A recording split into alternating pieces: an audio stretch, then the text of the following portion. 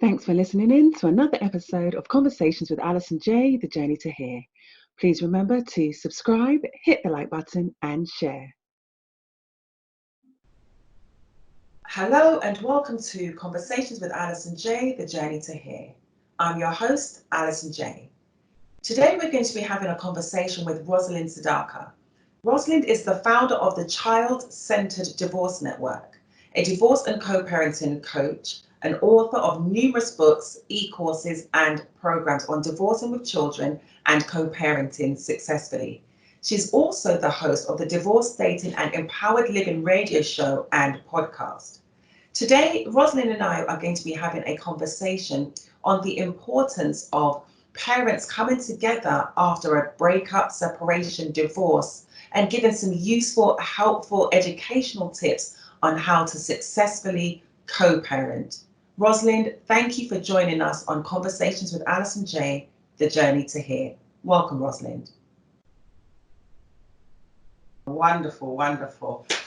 So, Rosalind, thank you so much for joining me here on Conversations with Alison J. There are many topics in life and subjects that I am very passionate about. One of them is the effects of divorce on children. And with all the best will in the world, I don't think we're going to be able to get away from there being divorce. Right. However, we can mitigate and do some kind of damage control because one of the things, a quote that I read many, many years ago by Frederick Douglass is, "It's easier to raise strong children than repair broken men." Totally true. So if divorce and the effects of a divorce on a child is something that leads towards a man being broken, then Rosalind, what can we do? So are we doing the recording now? Yes. I didn't realize that. Okay, well, that's wonderful. So what can we do? We need to be aware that we need to be respectful of one another, our partners, our former partners, and we need to hone and really master good communication skills because most of the problems in life have to do with communication skill problems.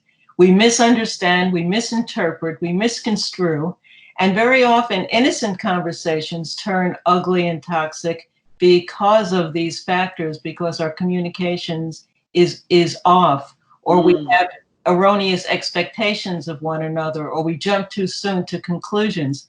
And when we're dealing with a divorce where there's already tension and stress between the two adults, it gets so much more complicated because innocent children are involved.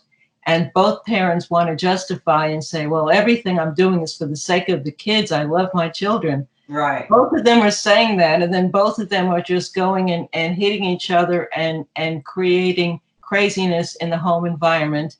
And it's not divorce per se that harms children. It's how parents handle the divorce that does all the damage. That's an interesting point because, and it's not even just divorce, it's just when parents separate. Right. Because there are many people, unfortunately, that I know that are, they've gone through a split up and separation and the animosity between the two of them to start with. And there's very rarely that I've seen either an acrimonious divorce or an acrimonious split that has resulted in a healthy coming together for the child. Forget about what's going on between them. And it's very rare that I've seen that. So what are some of the challenges, some of the greatest challenges that divorcing and divorced parents face relating to their children? Well, the most important is that children are innocent victims always. Even if you're fighting about the children, it's certainly not their fault. And so children are emotionally and psychologically damaged by the environment, the emotional and psychological environment around them, much more than the physical environment. So they're damaged especially by conflict. studies have proven again and again that the most damaging aspect of all is children being exposed to conflict. So that means fighting around the children. That means fighting in the other room, fighting on the phone, fighting around the corner when you're picking up the kids, and also bad mouthing one another to other people. So if you're criticizing and diminishing your ex-partner to the children, or you're talking to your friend on the phone about what a jerk he is, and you're making subtle comments or eye rolls and gestures about their other parent, kids pick up on all of it and they feel very guilty, because all children love both parents. Even if both parents aren't good parents, children are attached to them and love them. And so when you badmouth one parent and make the other parent seem like they're not a good person, it hurts the children. And it also makes them wonder whether you're saying that and doing that behind their back, or whether one day you will leave your child for not being good or perfect. And so it brings up a lot of issues, and children don't have the capacity to share what they're feeling. So you can't say, well, my child never talks about that, so I don't think it's bothering them. Kids don't speak to us about the issues that hurt them the most. They don't want to hurt you. They don't know how to express it. They're caught between. Very often they feel very guilty. On many levels, they blame themselves. So it's a combination of so many things working together to create deep wounds for the children, and sometimes parents are just oblivious.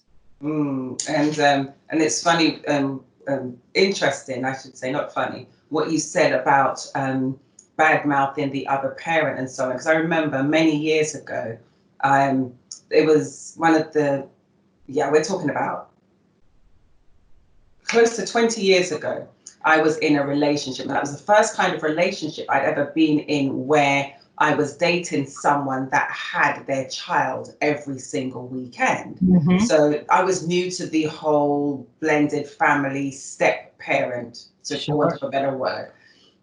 And the child's mother just kept doing things and doing things and doing things. And it's not because I was being biased because I was in the relationship with the person. If one of my friends or a stranger had told me about the things this woman was doing, I would clearly say, okay, this is ridiculous, it's damaging, it's harmful.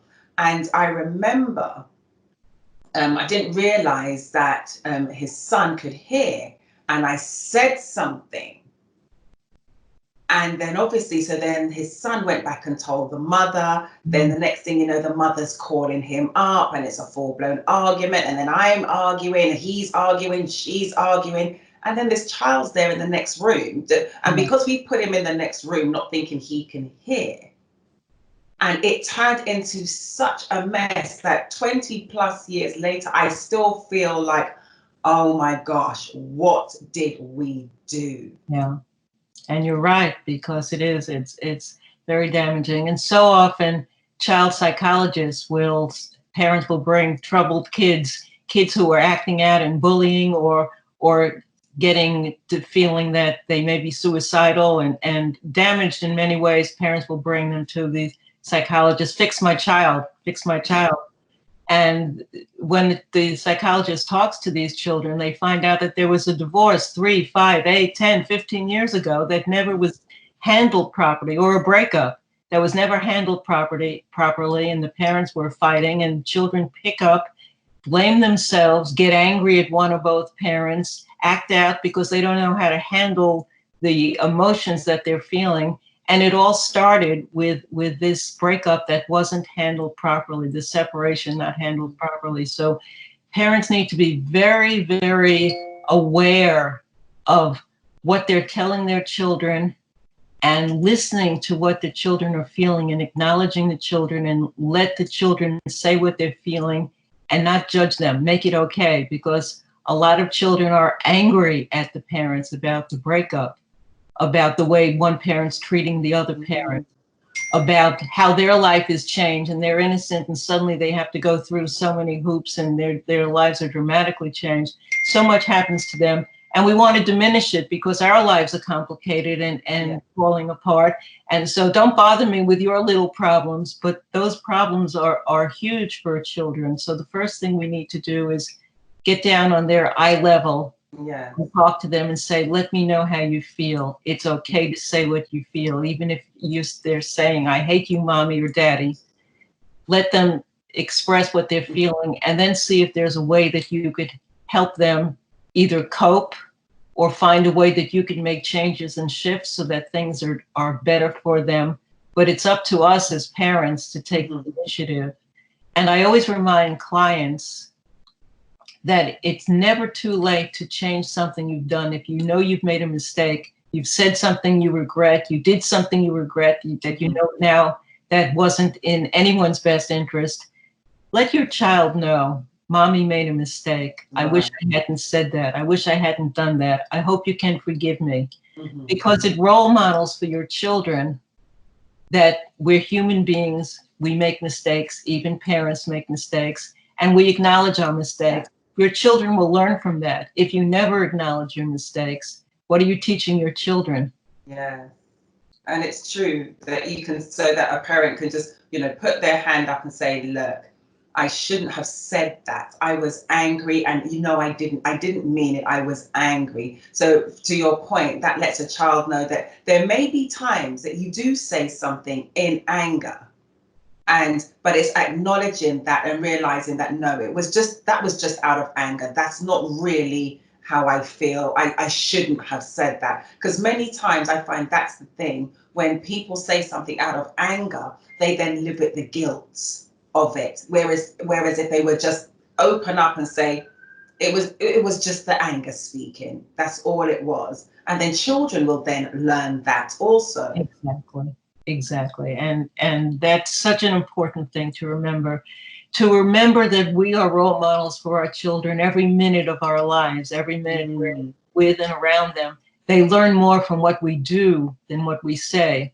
So it's not about lecturing, it's about role modeling and how are we showing them how to handle conflict in life? Conflict happens, relationship problems happen with friends and family and neighbors and teachers and other people in our lives. And so a breakup is just another example of that. And we are modeling skills in handling conflict, handling challenges, handling difficult people. The more parents focus on learning some ways of doing that better, the better off the children will be, certainly. And you said something that reminded me of something I sent around a couple years ago, probably about 2 years ago on Father's Day. I created, I'm one of these people, I like to get a picture and then get those apps and then you put the writing over it. And the one that I created and I had sent out to fathers was a picture of a man and his child. And I said, always remember, our children will not be doing as we say, they will do as we do. Exactly. So important. And it's hard for us to remember. We don't want to hear that as parents because we're not always perfect. But the more we can own that and be real with our children, the more we give them permission to be able to do that too and own up to their mistakes. And boy, that's such an important trait for an adult to have. Yes. And so leading into, so what would you say are some of the major co-parenting don'ts that negatively impact our children? Okay, so number one is conflict. Never fight around or within earshot of your children. Number two is never talk badly about their other parent, even if you feel it's justified and true.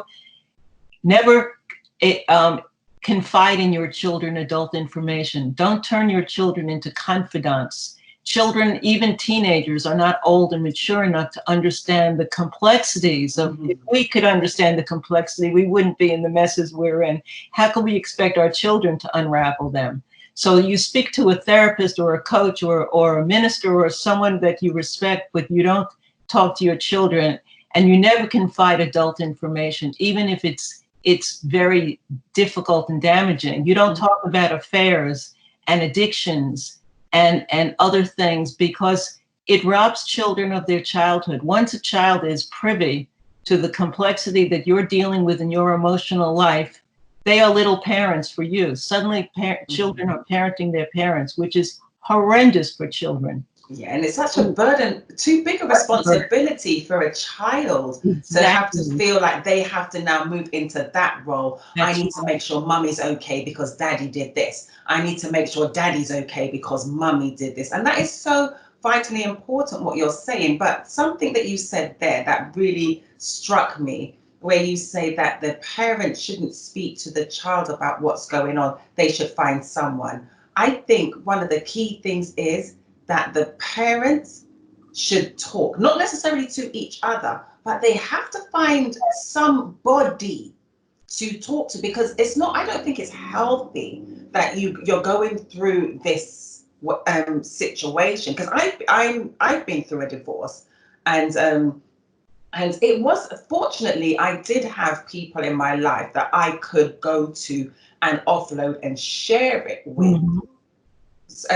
And so, but that's one of the things. If there is somebody that they talk to, they wouldn't have to put that burden of responsibility on their child. Absolutely. And also, you want to get professional advice from people who are experienced and knowledgeable about these things, not from your neighbor, not from your cousin or your friend, because they mean well.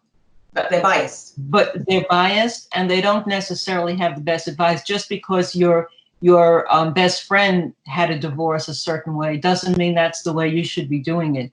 So you need to reach out.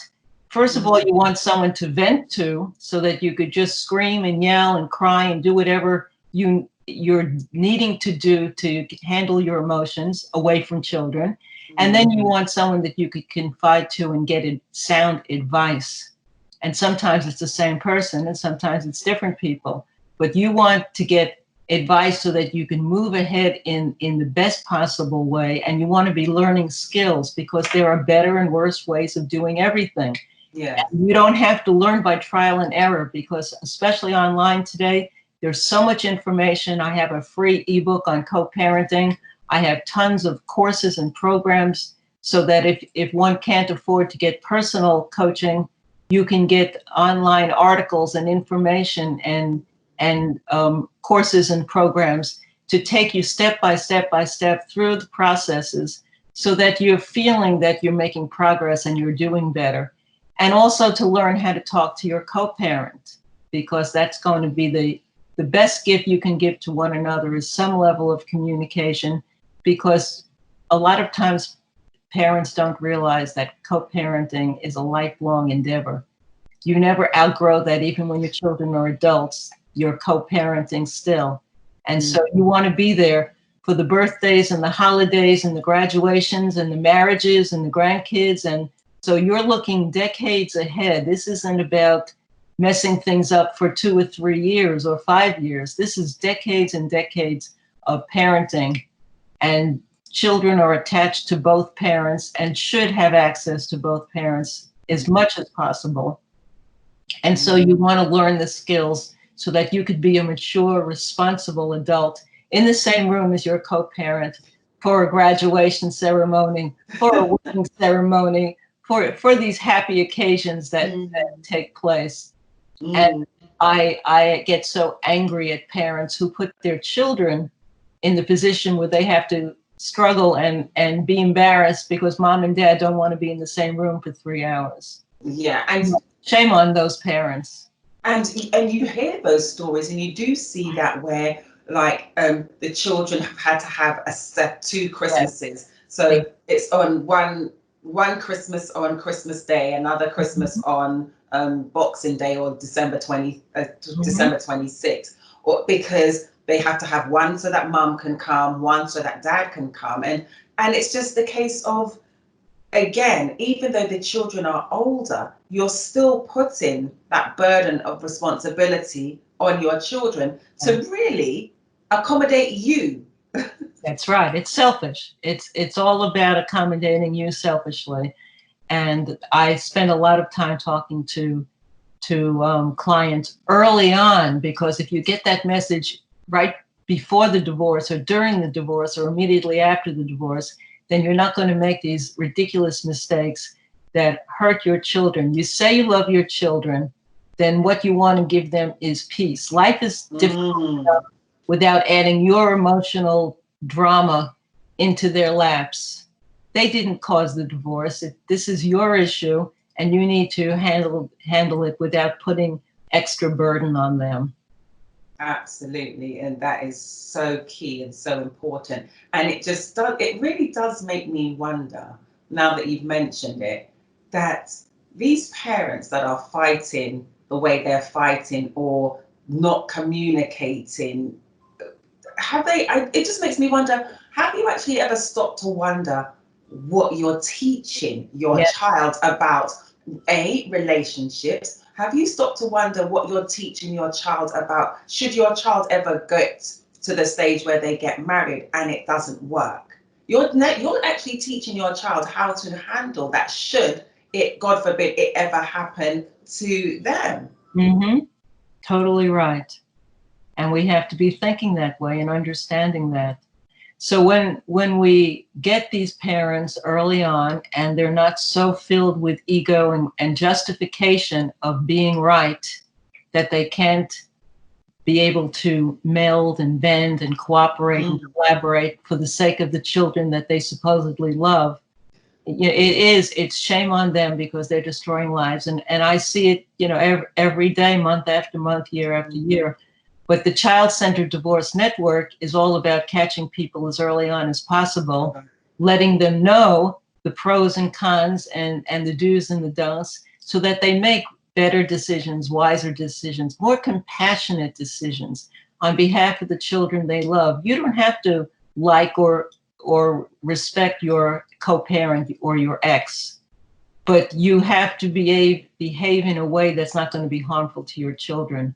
So another big don't is, don't make your children not only confidants, but don't make them messengers in your relationship. Don't be giving them the message, Mommy's going to be 2 hours late, tell Daddy to pick you up at 7 instead of 5.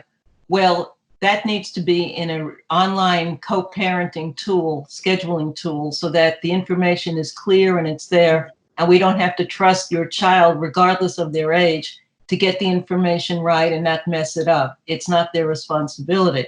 So they shouldn't be confidants, they shouldn't be messengers, they shouldn't be told adult information, and they shouldn't be privy to what's going on in the complexity of your relationships.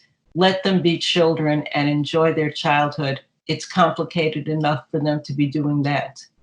And even as you say that, just growing up and being a child without divorced parents hanging over you, that in itself is hard enough. Of course. So you've spoken about the co-parenting don'ts. Let's talk about the do's that are crucial to know about to create a positive outcome for everyone in the family. Yes. So one thing is to remember that when you do one another favors, you're doing both of you a favor, because co-parenting lasts forever. It's lasts the rest of your life, and especially in the years when your children are still under college age and they're home with you. And so when everyone who splits up and gets a divorce has a parenting plan, and you make agreements about this and that and these days and those days, well, life doesn't fit plans and formulas. And so the parenting plan is a good guideline to get you started, but you have to understand people are going to get sick, accidents happen, job issues develop, and you're going to call up your ex and say, hey, I need to switch off next week or next Saturday for Friday. I need to do this. Can we do this? Yes, you can, because it's going to happen to you the same way. And parents who say, no, this date is my day, you can't do it no matter what, you're setting yourself up for problems down the line, because it's going to get uglier and uglier when you're both playing tit for tat and saying no to one another. So learn to cooperate, to collaborate. It'll improve the relationship and you'll both benefit. Life is complicated. You need favors from one another, and you need to be nice to one another. I also highly recommend these online scheduling tools. One that I like a lot is called twofamilies.com. It's less expensive than a lot of the others, but it keeps the relationship clean and less conflict. because everything is written down. Not only are your email communications there in writing and clear, but you have medical information and school information and history and sizes of clothing and all the kinds of things that both parents need to access from time to time. It's all in one place. It's very economical, and it reduces conflict on many, many levels. Again, you want to be learning communication skills. There's ways of talking to one another. So we don't point the finger and say, you did this, and start the conversation that way, because immediately we're on the defensive. We wanted to use I language, meaning I was feeling very hurt when you said that to Timmy. I didn't like knowing that you did this without asking me. When you start with an I, you're taking responsibility and owning how you're feeling, and it's an easier way to have a conversation. And then you could ask questions. Would you have liked it if I did that? How would you feel about if we do it differently? You want to have a dialogue, a back and forth, rather than just pointing the finger and making the other person the bad person. And then you also want to pick your battles. Your ex, your co-parent, is not going to parent exactly the way you do. And so know that now. They're going to break some of your rules or some of your shoulds. The child should never have a snack after 8 o'clock, or they should never go to bed after 10 o'clock, or whatever your rules are. And it's going to be different in the other parent's house sometimes. It's great. The more you can agree, makes life easier for the children. But if you don't, pick your battles. Your child isn't going to die if they have a snack when you wouldn't have given them a snack, because if you pick on every little thing, when you get to the important things, it's not going to seem any more important. There's a difference between fighting about ice cream and fighting about immunizations and fighting about discipline problems when your child is called to the principal's office. You want to be able to decide when you need one another and when you should relax about certain things. And I have a wonderful question that I suggest that clients ask both of each other. Both parents should ask each other this question. When parenting issues come up, which is inevitable if you're a parent, there's going to be questions and issues, and you say to yourself, would I be making the same answer and decision if we were still married? Or if we were still a couple? Would I be making the same decision if we were still a couple? So if your answer is yes, I always feel this way about that situation, and Sean should not be doing that because you and I never approve of that, that's one thing. If you're making a decision where you know your ex is going to hate that decision, but it's a way of really getting in at them and hurting them, or deciding to do something because you know that's just the weakest point they have and it's going to create pain, then you're not parenting in a pure way for the sake of the children. You're parenting instead to hurt your ex, and that's not parenting. So let that be a guideline for you in making these parenting decisions. The more you can talk together and agree, the better off your kids are, and the more peaceful life is going to be. And I'm telling you, you want to go for as much peace as you can, because life throws enough blows at us without adding peace and adding conflict and drama and craziness to the equation. It affects your health. It affects your state of mind. It affects your physical deterioration. It affects everything. And it definitely affects your children on an emotional, psychological basis. Yes, that is so key. And I like what you said there. Are you parenting to hurt your ex? And I think if more people actually heard that term, that expression, I think some things would actually change and people would really start to reflect on their behavior and what they're doing. It's like, because you know something, you could dislike your ex as much as you want to dislike your ex. But if you're going to use your child to hurt that ex, can you really, in all honesty, say, I love my child? Because that's not love being exhibited, is it? Right. That's right. It comes from selfishness. It comes from greediness. It comes from vindictiveness and resentfulness. You know, a lot of us have been very hurt in relationships, and there's a part of us that just wants to hurt that other person who hurt us. And we understand that. That's why we talk to coaches or therapists, so that we could work on that, because it's understandable. No one is saying you should deny that you were hurt. But when it affects your children, when your decisions are affecting your children, then suddenly innocent beings are being impacted by that, and you're not making the best decision for everyone in the family. Mm-hmm. And there's a price to pay for that, and it's a deep wound, so you don't want to go there. There's another great question that I like to ask clients to keep in mind, and that is, what will my children say about how we both handled the divorce or the breakup when our children are grown adults? What will they say about how we handled it when they are grown adults? Children hold a lot of resentfulness towards parents when they're grown adults. A lot of them are very angry at parents. They know they were lied to. They know they were manipulated. They know they were coerced. They know that one parent said bad things about the other parent, and the other parent didn't turn out to be that evil person that they were told. Children, as adults, get very angry. So do you want to have a healthy relationship with your children when they're adults? Or do you want them to hate you for the way you behaved all those years ago? And there's many studies where children of divorce and breakup talk about the emotional impact they're having as a result of that conflict. So if you get to think about that now, then it can stop you in your tracks from making a decision. Oh, it feels so good to do something that I know is going to get back at my ex, but at what price? What is the cost going to be? Maybe I'll bite my tongue.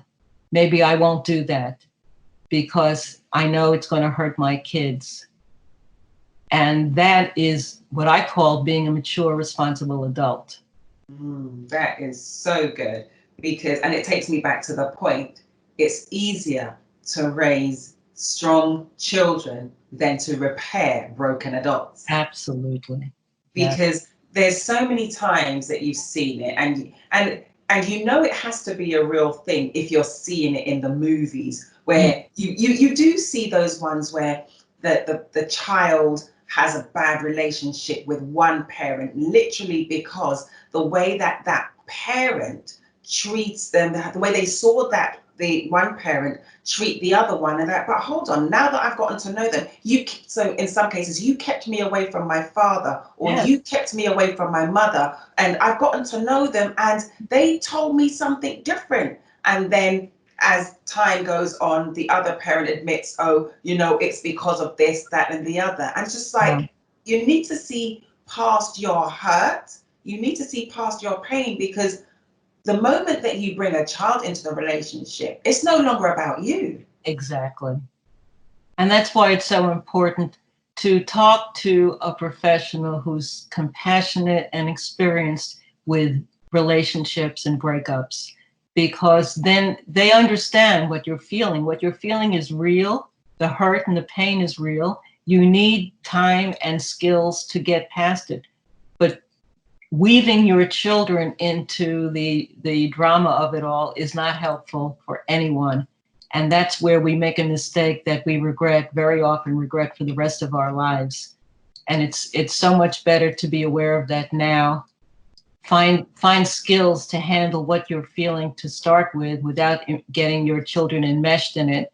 And you will really be grateful for that. And I had a divorce when my son was 11 years old, and which was the catalyst for my founding the Child-Centered Divorce Network and writing my book, How Do I Tell the Kids About the Divorce, and creating all the programs and courses that I created. It all was a result of my own divorce. And when my son was in his early 20s, he came to me out of the blue one day and he said, Ma, you and Daddy did a really, really good job with the divorce. And I just wanted to thank you, because most of my friends whose parents divorced either hate their parents or are very angry at them. And I think you and Daddy were great. And I just let out such a sigh of relief, because I was holding on to so much guilt, as most parents do. Did I mess my child up? And is this going to destroy his life? And that was the moment when I decided to found the Child-Centered Divorce Network and start doing the work, became a coach.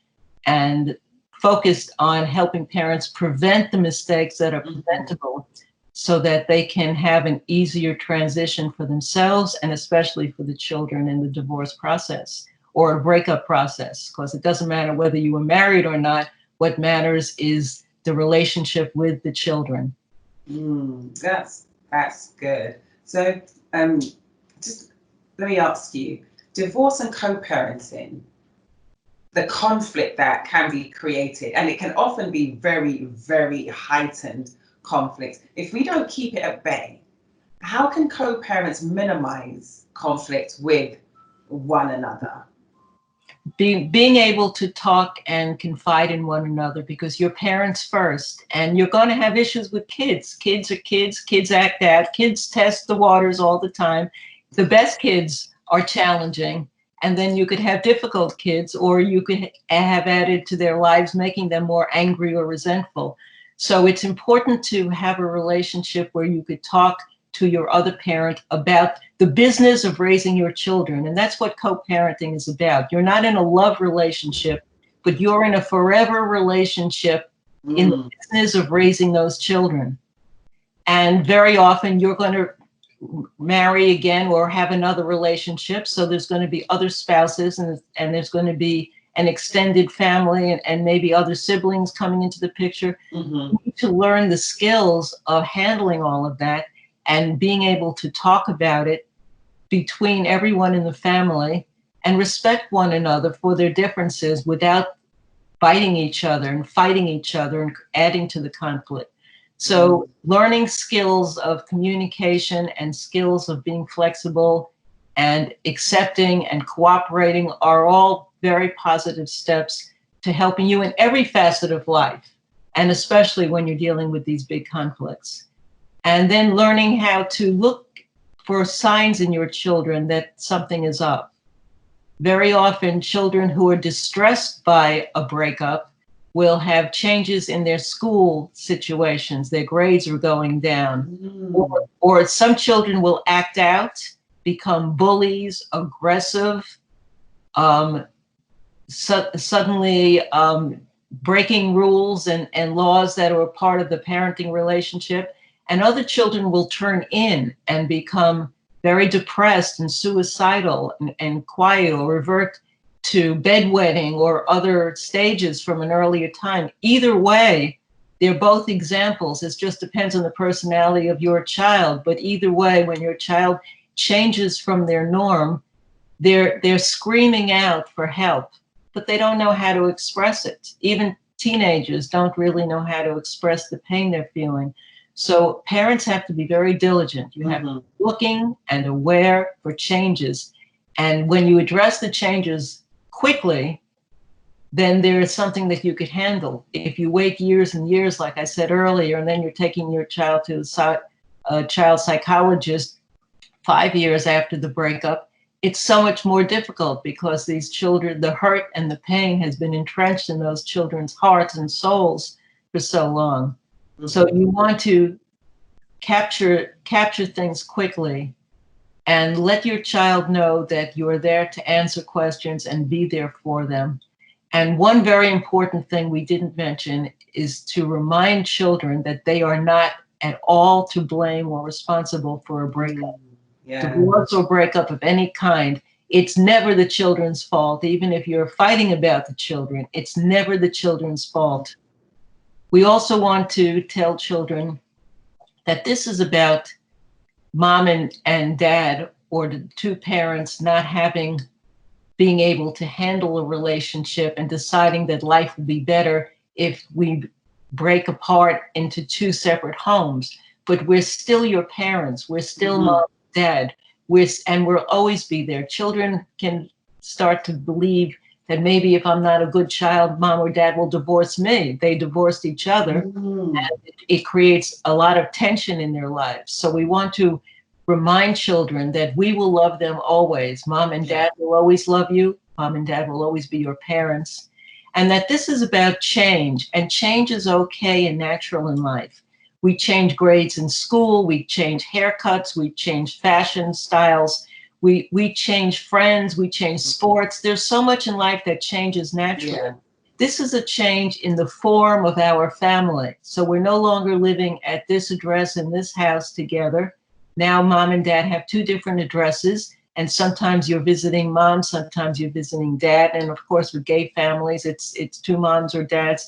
Regardless, the fact is that that change is taking place, and it doesn't matter. Sorry about that.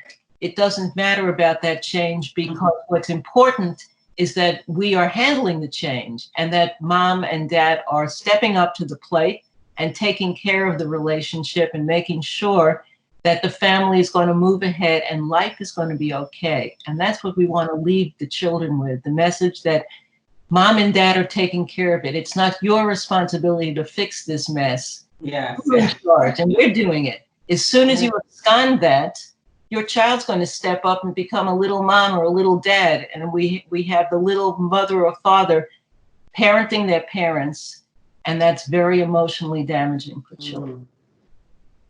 Wow. So, but what would you say? So you've given some really great tips on how to minimize conflict with what parents may have with each other. But what do you do in situations where the parents just do not get on and they just will not speak to each other? They will not communicate, and it's all the communication is non-verbal. Yes. I mean, what could be done in unfortunately that happens, and that's called parallel parenting rather than co-parenting, because you're not interacting with one another, and you're leading two separate lives, so to speak, because you're not even talking about the children, and the children have to deal with that however it's working out. But it is valuable, again, to have one of those online co-parenting tools, so that anything that happens, if the child has a fever and you took them to the emergency room, the other parent should have the right and the obligation to know about that. And if you can't make a simple phone call to one another because you're going to get into a conflict after three words, then you have this communication that's always there, and it's open for professionals to look in on, so that it keeps the communication clean. So you're not emailing curses to one another and picking on each other. You're just focusing on the facts, the details that the other parent needs to know. So that's one way of handling it. And you need to remind your child that you love them regardless of what they're hearing in the other house, because one parent can be breaking all the rules, bad-mouthing you, telling terrible lies, and the child is filled with that information again and again and again. They have to feel and see and notice the contrast, and know that when they're in your house, life is different than when we're in the other house. And there's not a thing you can do about it, but you just have to remind them about your love, and try to have as much communication through cell phones and video chats and other things like that as you possibly can in between. But it's a challenge. That's where so many therapists come into play, who are in the trenches working on this, because those parents make life more difficult for the children. Yes, and if only they would realize, going back to a point we made earlier, it's not about you. Yes. Wow. And you say in your book and in your coaching, be a co-parenting hero. What does that mean? So that means taking all the advice we've been talking about and stepping up and doing it, even if your other parent is not following the same pattern. So don't demean the other parent who may be demeaning you and putting you down. Don't go that direction. Take the high road, because your children are learning and role modeling from one or the other of you, and they're more likely to choose you if you're giving them a family sense of peace and love and harmony when they're with you, rather than tension and craziness when they're in the other home. They'll pick up on the contrast. They may not pick up on it the first year, and it may be a struggle for you for several years. But as I said, when they're grown adults, children will understand and hold responsible the parents who are really breaking the rules and creating more havoc. In the meantime, you want to be the best parent you can be, but you don't want to be confiding in your children. There's so much you want to say to them, but it isn't their place to understand it and have to deal with it. So bite your tongue, talk to your confidants, someone who you respect, who can give you advice, and parent and parent and parent as lovingly as you can, because they will pick up on that. They will see the difference and feel the difference. And remember that children gravitate towards love and security. So if they're feeling secure in your environment, that's the place they're going to want to be. And that's the parent they're going to want to be with because of that. That's an interesting point. The children, they gravitate towards where they feel safe. Yes. That is very interesting, and that just leads me now to think. So, you know, sometimes when you hear of a child wanting to live with one parent, but they don't want to say that because they don't want to upset the other parent, that could just be because that's where they feel the most safe. Exactly. Yes. Safety, security, and love are so vitally important for children, and they gravitate in that direction. And they pick up on honest love. I mean, there's no doubt about it. We have parents who have more money than the other parent, who will buy things for the children and take them on trips and do things. And on some level, you can't blame a child for being totally engrossed in loving all of that, because it's a wonderful feeling to have all of that. But on a deeper level, their hearts do pick up on what's most important in life, and trying to have as much. We all want peace in life. We all want to feel heard, accepted, and loved. And children will do anything to be loved. So don't make it hard for them. Embrace them and accept them, and let them know that it's okay for them to share what they're feeling. Because when they're going through this kind of drama, they're feeling a lot of things that are very confusing for them. And we want to make it as easy for them as possible. So we don't want to be judging them for feeling a way that we don't want them to be feeling. We want to be able to listen and say, I respect your right to feel that way. I wish you felt a little more like this, but I understand. I understand how you could feel that way. And that's the same way we could talk to our former relationship partner as well, by saying, I understand that you feel differently than me, and I could understand how you could feel that way. I wish you would feel differently and listen to what I'm saying, but you do have the right to feel differently. And that sets boundaries for us to still parent together, even if we're different in certain ways that we feel and believe.